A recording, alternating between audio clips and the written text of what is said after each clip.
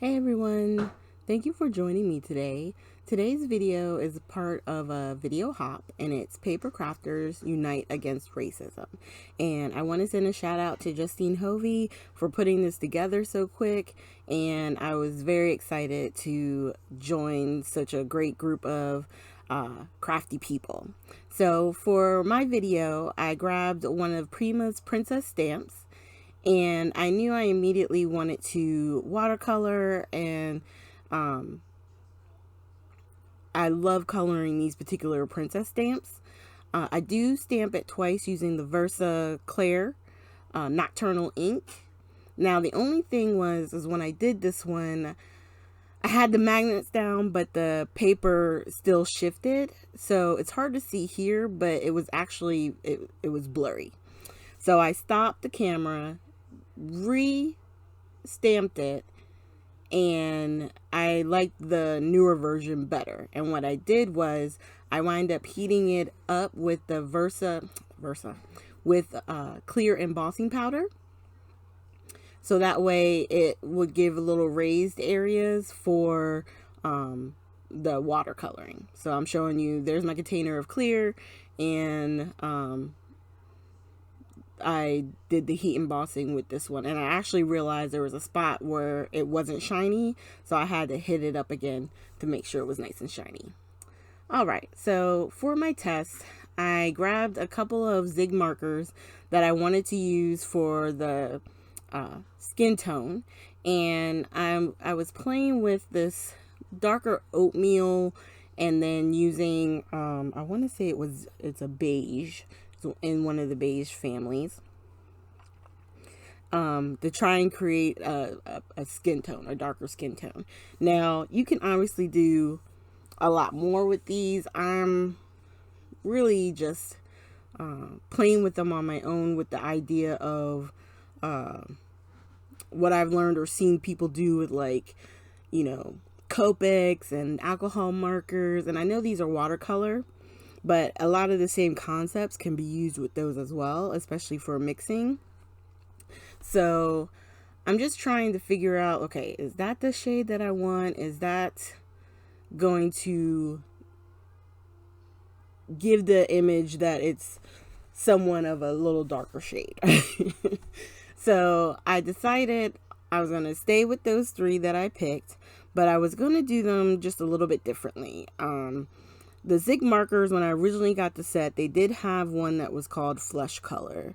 And then mine, I always use that as my base color. And then I add the darker colors, like for shadow and different stuff like that, on top of it. And so what I'm doing is, in spots, I put down the darker color, and then I take my flesh tone and I use it to kind of blend it out and move it out so that it's not a harsh line. But it's also a combination of using the water brush pen as well. And you can do a tip to tip technique just like they do with the alcohol markers.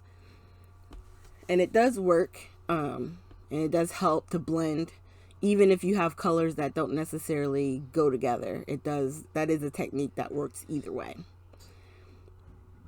So here I'm just still laying down the color, the darkest tone and where I believe the shadows are, and then trying to pull out the color either with the water brush or with the flesh tone marker, or a combination of both.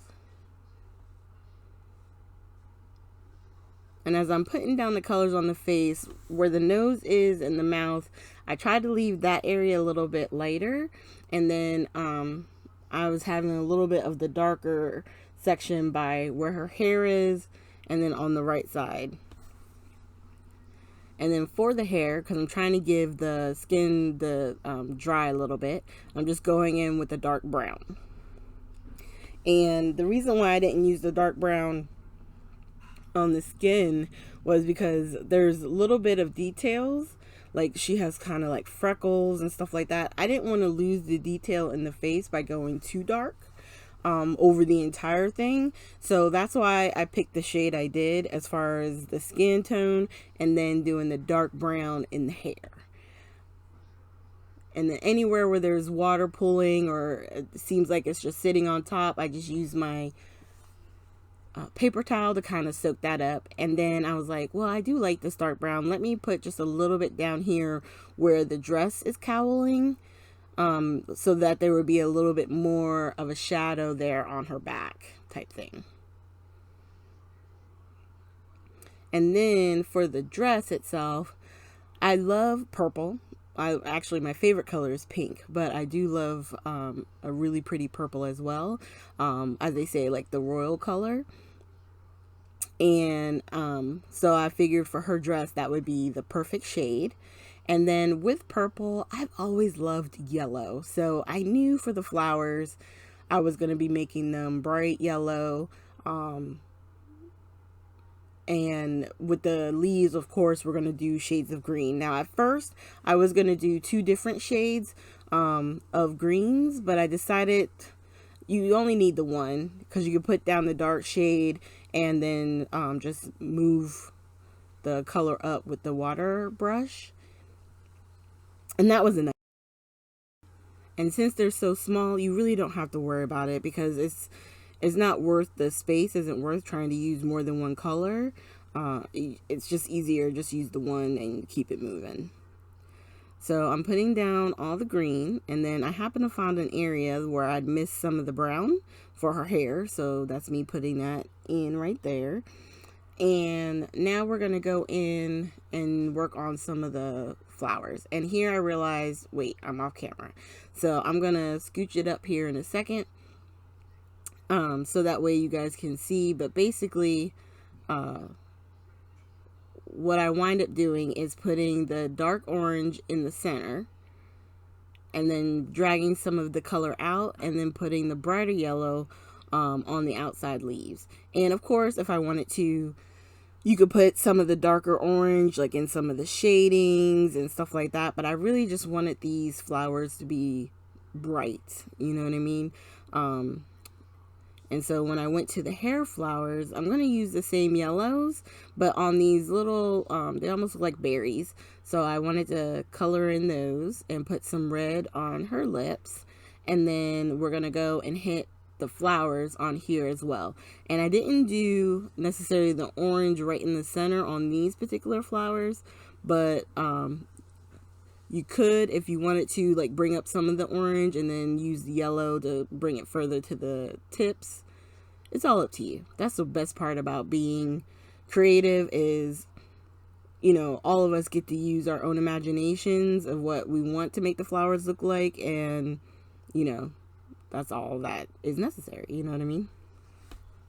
So for her lips and a little bit of the eyeshadow, I grabbed a Nuvo like glitter marker.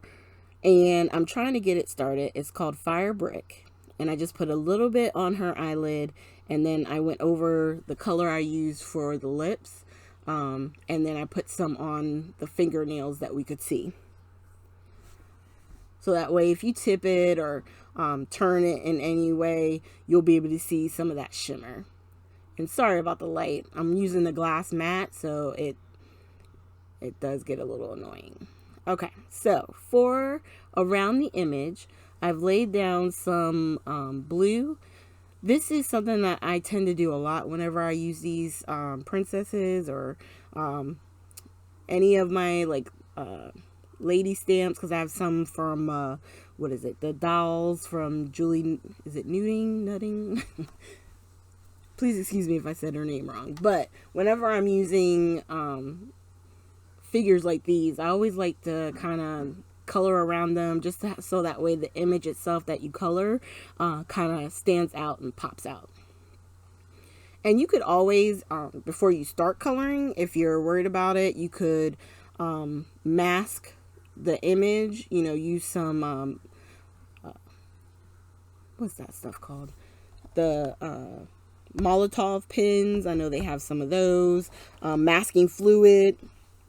You can use all kinds of things, color in the image itself, and then do the blue around the outside if you're nervous about doing it after you've already colored in everything, because it could be a little nerve-wracking. but just have fun. Try not to worry about it, and it will turn out okay, I promise. And I just did kind of straight to the paper right where the flowers were and where her chin is, trying to make it seem like it's a little bit darker in those areas. And then on the back here, trying to bring in a little bit more color. And I will say this, the watercolor paper that you use is very important. Like this particular paper that I'm using is a student grade, and whenever I get it wet in certain spots, it's kind of like fraying. So like sometimes it's frustrating to use certain products on paper that's just maybe not the best quality, but it came out really pretty, and so I'm happy. And I just used the beautiful inside and out stamp from the Altenew collection that I have over there on the side, and I stamped it right there. I did test it a few times on my first one that I did that I messed up, just so I could see where I was going to like the sentiment, because that would be horrible to stamp it and then ruin the image. Yeah, I would have cried. So for the sentiment, or the actual card itself, instead of doing just a regular 5x7, I decided to do 5 1/4 by 7 1/4 card size. And so for that, I would obviously have to make my own envelope, which is fine. That'll be down the road. But I just wanted to let you know, like, I did do this one a little bit bigger because this particular stamp was a little bit larger one of the Prima princesses. So now I'm just cutting, I was trying to cut a mat to go between her and the card base. And the first time I cut it wrong. I was short, I want to say, on the length, and I didn't do it right. So you see me here, I'm going to tape it up, I'm going to glue it up, and it's not going to work. But as far as the tape and the glue, I'm using Tombow adhesive and some art glitter glue. And I always use that as a combination because of this type of a situation right here. Because I'm about to put this together and realize it does not work. And though it's down for what seems like a few seconds, whereas if it had no glue on it, that would have been it. There would have been nothing I could do. I was able to still pull it apart. Just add a little bit more wet glue after I cut my correct size and keep it moving. So that was a good thing. And so what I did is I cut a bigger piece, but I didn't cut it down exactly to the size of my image here. What I did was I left it oversized and then just put the image in the corner and spaced it the way I wanted it on the two sides. And then I'm going to use the cutter to trim down the extra on the top and the right. And then once that's done, we're going to attach it to the card front. And if I have any smudges or anything from, like, you know, playing with the glue and stuff on it, just use your Tombow eraser. It will help get it off. Just don't press down too hard, or else you'll lift up some of your coloring. Alright, so once again, I'm laying down the Tombow and the art glitter glue, and then we're going to put her straight to the card front. And then if you wanted to, you could add Nuvo drops, you could add clear drops, sequins, you could add whatever you wanted. For me, I liked a little bit of glitter on the lips and the eyes, and I just wanted to leave it pretty simple and just sweet. So thank you guys for joining us today on this hop. It's really sad in these times that we're going through with Corona, and then everything with the racial equality. Just, I don't know, it's hard in the crafting world. You know, it's easy to get lost in, you know, happy things because we're creating, and but we do have a responsibility to say, yeah, we see you. And I just feel grateful to be a part of this. So thank you. Shout out to, once again, Justine Hovey. All the links will be down below to her blog. And the next person on the hop, after me will be listed down below. It'll be the first link. So definitely check that out, you guys.